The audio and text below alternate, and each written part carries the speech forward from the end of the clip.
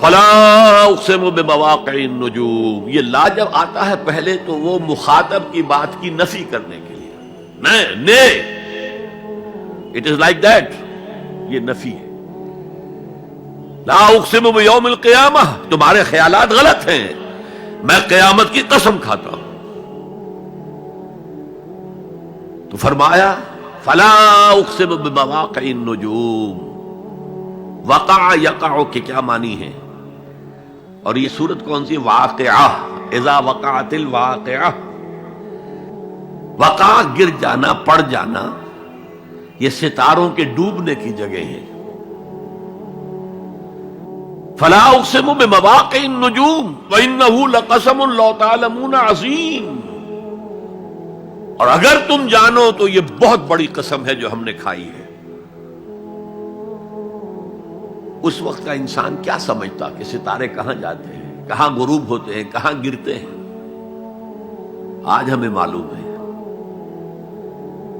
سورہ حامیم سجدہ میں جو کہا گیا ہے سنریہم آیاتنا فی الآفاق وفی انفسہم حتی یتبین لہم انہ الحق، ہم انہیں اپنی نشانیاں دکھائیں گے آفاق و انفس میں، یہاں تک کہ یہ بات واضح ہو جائے گی کہ قرآن حق ہے۔ آج ہمیں معلوم ہے خلا میں بلیک ہولز ہیں، اور یہ بلیک ہولز بڑے بڑے ستاروں کے پچکنے سے، پچک جانے سے پیدا ہوئے، اور جب وہ بڑے ستارے پچکتے ہیں، جو خلا پیدا ہوتا ہے، ویکیوم، اس میں بڑی طاقت ہوتی ہے، اس کے پاس سے کوئی سیارہ، کوئی ستارہ گزر جائے اسے کھینچ لیتا ہے قبر کے اندر۔ یہ بلیک ہولز کا تصور، اسی لیے اللہ نے اس وقت کے لوگوں کے لیے کیا کہا؟ فلا اقسم بمواقع النجوم وانہ لقسم لو تعلمون عظیم، انہ لقرآن کریم، یہ بہت باعزت قرآن ہے، فی کتاب مکنون، ایک چھپی ہوئی کتاب میں ہے، لا یمسہ الا المطہرون، اسے چھو ہی نہیں سکتے مگر انتہائی پاک ہستیاں۔ اس کے کیا معنی ہے؟ پہلی بات تو ہمیں معلوم ہو گئی، مراد فرشتے ہیں، بے ایدی سفرۃ کرام بررہ، اسی کی شرح ہو رہی ہے نا۔ اسی سے ایک فقہی مسئلہ نکالا گیا کہ بغیر وضو کے ہاتھ نہ لگاؤ، لیکن اس کا اصل مفہوم کیا ہے وہ سمجھیے۔ قرآن کی روح تک کوئی نہیں پہنچ سکتا جب تک کہ تزکیہ نفس نہ ہو گیا۔ اگر حب مال، حب دنیا، حب جاہ، حب شہرت، اگر یہ تمام محبت میں دل سے نکل نہ جائیں تو قرآن کی روح تک آپ کی اپروچ نہیں ہوگی۔ مولانا روم نے کہا ہے، اگرچہ ذرا میں سمجھتا ہوں کہ انہوں نے بہت سخت الفاظ استعمال کیے ہیں، ماز قرآن مغزہا برداشتے استخاں پیش سگاں انداختے، ہم نے قرآن سے اس کا مغز لے لیا ہے، جو ایسنس ہے وہ کھینچ لیا ہے، ہڈی کا گودا جو ہے وہ ہم نے نکال لیا ہے، ہڈیاں ہم نے پھینک دی ہیں کتوں کے سامنے جو لڑ رہے ہیں۔ علم کلام کا مسئلہ ہے صفات حق حق سے جدا یا عین ذات، قرآن مخلوق ہے یا نہیں ہے، غیر مخلوق، اور بڑے بڑے ہو رہے ہیں اس کے اوپر، یہ کتے لڑ رہے ہیں ان ہڈیوں کے اوپر۔ ہم نے اس میں سے اصل شے نکال لی، وہ کیا ہے؟ اللہ کی محبت، اللہ کی معرفت، یہ ہے اصل شے۔ ماذ قرآن مغزہ برداشتے استخاں پیش سگاں انداختے۔ تو جب تک انسان کا باطن پاک نہ ہو جائے وہ قرآن کے چھلکوں سے کھیلتا رہے گا، چاہے وہ کہنے کو مفسر ہو، قرآن کے باطن تک کبھی نہیں پہنچے گا۔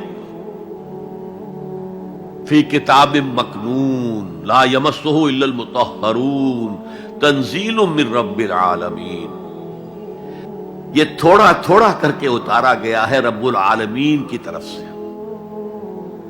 انزال کے معنی ہے دفعتاً اتار دینا۔ لیلۃ القدر میں آیا انا انزلناہ فی لیلۃ القدر، رمضان کے بارے میں شہر رمضان الذی انزل فیہ القرآن، باب افعال، لیکن حضور پر ایک دم نہیں اترا، تھوڑا تھوڑا تھوڑا تھوڑا 23 برس میں جا کر اس کی تکمیل ہوئی۔ اب دیکھیے جو شکوہ کیا اللہ نے، کیا اس جیسی نعمت سے تم مداہنت کر رہے ہو، بے اعتنائی کر رہے ہو، اسے پڑھتے نہیں ہو، اسے سمجھتے نہیں ہو، اس پر عمل نہیں کرتے، اسے اپنا امام نہیں بناتے۔ تمہارا طرز عمل یہ ہے، بلکہ تم نے اپنا نصیب یہ بنا لیا ہے کہ تم اسے جھٹلا رہے ہو۔ غور کیجئے، جھٹلانا جو ہے دو طرح کا ہے۔ ایک ہے زبان سے کہنا کہ یہ نہیں ہے، کوئی اللہ کا کلام نہیں ہے، یہ قرآن وغیرہ جھوٹ، سب اساطیر الاولین ہیں، یہ محمد نے گھڑ لیا ہے وغیرہ وغیرہ، جھٹلانا ہو گیا۔ ایک جھٹلانا ہے عمل سے جھٹلانا، مان تو لیا اللہ کا کلام ہے لیکن اس کی حرام کردہ شے کو اپنے لیے حلال کیا ہوا ہے۔ حدیث نبوی ہے، ما آمن بالقرآن من استحل محارمہ، اس شخص کا قرآن پر کوئی ایمان نہیں ہے جو اس کی حرام کردہ چیز کو اپنے لیے حلال ٹھہرا لے۔ اس اعتبار سے غور کیجئے، اور اس کی مثال بھی دی ہوئی ہے سورہ جمعہ میں، مثل الذین حملوا التوراۃ ثم لم يحملوها كمثل الحمار يحمل اسفارا بئس مثل القوم الذین کذبوا بآیات اللہ واللہ لا يهدی القوم الظالمین۔ مثال ان لوگوں کی جو حامل تورات بنائے گئے تھے اور پھر انہوں نے اس کی ذمہ داری کو ادا نہیں کیا، اسے قائم نہیں کیا، اس کے احکام پر عمل نہیں کیا۔ جیسے فرمایا ہے سورہ اعراف میں، قل یا اہل الکتاب، کہہ دیجئے اے نبی صلی اللہ علیہ وسلم، اے کتاب والو، لستم علی شیء حتی تقیموا التوراۃ والانجیل وما انزل الیکم من ربکم، تمہاری کوئی حیثیت ہماری نگاہ میں نہیں ہے، تمہارا منہ نہیں ہے کہ ہم سے دعا کرو جب تک کہ تم تورات اور انجیل کو اور جو کچھ نازل کیا گیا تمہاری طرف اسے قائم نہیں کرتے۔ آج اللہ ہماری دعائیں نہیں سنتا، 30 لاکھ جا کر حج کرتے ہیں، دنیا کے حالات میں کوئی ذرہ برابر فرق آتا ہے؟ اول تو حرام کی کمائی سے حج ہو رہا ہے، تو حج ہے ہی اس طرح سے۔ جو کچھ کرتے گئے تھے سودی کاروبار وہی آ کر دوبارہ شروع کر دیا، سرکاری ملازم تو جو رشوت پہلے لے رہے تھے اس کے بعد آ کر شروع کر دیا۔ یہ کیا ہے؟ یہ تکذیب بالعمل ہے، جھٹلانا ہے۔ تم نے اپنا نصیب یہ بنا لیا ہے کہ تم قرآن کو جھٹلا رہے ہو، جیسے کہ انہوں نے جھٹلایا تھا۔ مثل الذین حملوا التوراۃ ثم لم يحملوها كمثل الحمار يحمل اسفارا، ان کی مثال ان گدھوں کی سی ہے جن پر کتابوں کا بوجھ لاد دیا گیا۔ مکالمات فلاطوں، گٹھڑی باندھ کر گدھے کے اوپر رکھ دیجئے تو کیا وہ واقعی منطقی اور فلسفی بن جائے گا؟ یہ مثال اللہ دے رہا ہے۔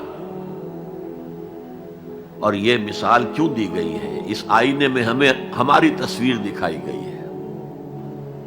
تم اگر قرآن کا حق ادا نہیں کر رہے تو تمہاری مثال وہی ہے جو یہود کی تھی۔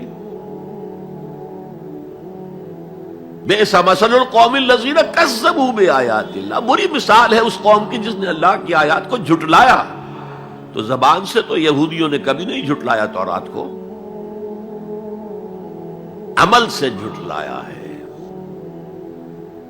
یہ وہ 5 مقامات ہیں جن میں اللہ تعالیٰ نے خود اپنے کلام کی ثنا بیان کی ہے، تعریف کی ہے، اس کی عظمت کو بیان کیا۔ اب میں آپ کے سامنے ایک حدیث رکھنا چاہتا ہوں، حضور نے کیا فرمایا۔ ایک حدیث سنا چکا ہوں آپ کو، عن عثمان بن عفان رضی اللہ تعالی عنہ قال قال رسول اللہ صلی اللہ علیہ وسلم خیرکم من تعلم القرآن وعلمہ، تم میں سے بہترین لوگ وہ ہیں جو قرآن سیکھیں اور سکھائیں۔ یہ حدیث بڑی عجیب ہے، یہ ترمذی میں بھی ہے اور دارمی میں ہے، اور اس کے راوی حضرت علی ہیں رضی اللہ تعالی عنہ۔ عن علی رضی اللہ عنہ قال، حضرت علی فرماتے ہیں انی سمعت رسول اللہ صلی اللہ علیہ وسلم یقول، میں نے سنا اللہ کے رسول صلی اللہ علیہ وسلم کو یہ کہتے ہوئے، انہا ستکون فتنۃ، ان قریب ایک بہت بڑا فتنہ رونما ہوگا۔ حضرت علی فرماتے ہیں قلت، میں نے عرض کیا مل مخرج منہا یا رسول اللہ، اے اللہ کے رسول یہ فرمائیے اس فتنے سے بچنے کا، نکلنے کا راستہ کون سا ہوگا؟ جیسے آپ بڑے بڑے حالوں میں دیکھتے ہیں ایگزٹ، عرب ممالک میں لکھا ہوتا ہے مخرج، اگر کہیں آگ لگ جائے، کہیں دھواں بڑھ جائے تو نکلو، لال جو روشنیاں ہیں ان کے اندر جو نیچے دروازے ہیں ان کی طرف جاؤ، یہ مخرج ہے جان بچانے کی۔ یہاں ایک لحظہ توقف کر کے ہمارا اور صحابہ کا جو فرق ہے اس کو نوٹ کر لیجئے۔ اگر ہم ہوتے تو کیا پوچھتے؟ حضور یہ فتنہ کب آئے گا، کدھر سے آئے گا، کیوں آئے گا، کیا ہوگا؟ یہ سارے سوالات کرتے نا، جن کا عمل سے کوئی تعلق نہیں، معلومات ہے۔ حضرت علی نے کچھ نہیں پوچھا، بس آپ نے فرما دیا کہ بہت بڑا فتنہ ہوگا، تو بس ہمیں یہ بتائیے کہ اس سے نکلنے کا راستہ کیا ہے۔ اب سنیے حضور کی زبان سے قرآن مجید کی مدح۔ قال کتاب اللہ، فتنوں سے بچانے والی اللہ کی کتاب ہے۔ فیہ نبأ ما قبلکم، اس میں تم سے پہلے جو تھے ان کی بھی خبریں ہیں، قوم نوح اور قوم عاد اور قوم ثمود اور قوم مدین اور آل فرعون اور سدوم اور عمورہ کی بستیوں کے حالات ہیں کہ نہیں؟ وَخَبَرُ مَا بَعْدَكُمْ، اس میں تمہارے بعد جو آنے والے حالات ہیں وہ بھی درج ہیں۔ ذرا کھدائی کر کے نکالنا پڑتا ہے ورنہ حالات موجود ہیں۔ ایک اوپر کی چیز ہے، سامنے کی چیز ہے، ایک ذرا اندر سے کھدائی کر کے، لیکن یہ کہ حضور فرما رہے ہیں خبرو ما بعدکم وحکم ما بینکم، اور جو بھی اختلافات تمہارے درمیان ہوں گے ان کا فیصلہ بھی اس کتاب میں موجود ہے۔ کاش کہ ہم اپنے مذہبی اختلافات کو رفع کرنے کے لیے قرآن کی طرف رجوع کریں، جو حبل اللہ ہے، واعتصموا بحبل اللہ جميعا ولا تفرقوا۔ تو فرمایا کتاب اللہ فیہ نبأ ما قبلکم وخبر ما بعدکم وحکم ما بینکم، هو الفصل لیس بالحزل، وہ فیصلہ کن کلام ہے، ایسے ہی یابہ گوئی نہیں ہے، یہ قرآن کی آیات ہے۔ انہ لقول فصل وما هو بالحزل، سورہ طارق کے اندر آیا، طارق میں هو الفصل لیس بالحزل من ترکہ من جبار قسمہ اللہ، اگر کوئی جبار شخص اپنی سرکشی میں اس قرآن کو ترک کر دے گا اللہ اسے پیس کر رکھ دے گا۔ وَمَنِ ابْتَغَى الْهُدَى فِي غَيْرِهِ أَضَلَّهُ اللَّهُ، اور جو کوئی ہدایت حاصل کرنا چاہے گا قرآن کے سوا کسی اور چیز سے، اللہ اسے لازماً گمراہ کرے گا۔ کتاب ہدایت تو یہ ہے۔